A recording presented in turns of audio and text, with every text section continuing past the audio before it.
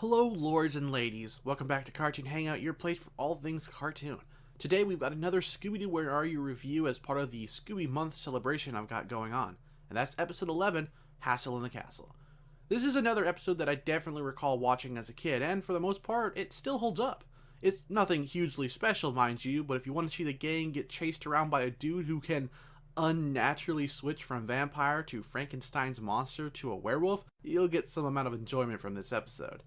The gang are traveling, or at least invited, to a castle for some reason I don't think was ever mentioned, but then I couldn't remember even if it was. Fun fact, I tried to watch this episode while still being awake at 3 a.m.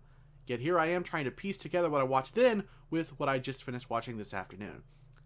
They end up stopped by a fairly creepy and suspicious fortune teller who, if you can't tell, is definitely all three of the monsters in this episode. Even if I hadn't seen this episode as a child, I could have easily made the jump to that conclusion. It's still cool to see an episode featuring a master of disguise though, because it really goes hand in hand with how the gang's foes are usually grown men and women dressing up as creatures to commit crimes. So it makes sense for them to switch things up and have one guy be a series of different classic monsters, fooling anyone into thinking there's more than one person. I do have an issue with how quickly he managed to get in and out of costume.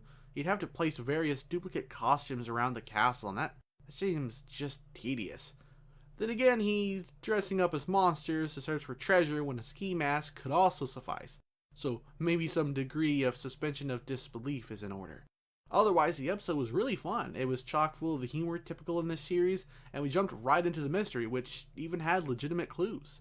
Something this show, at this point, doesn't always have.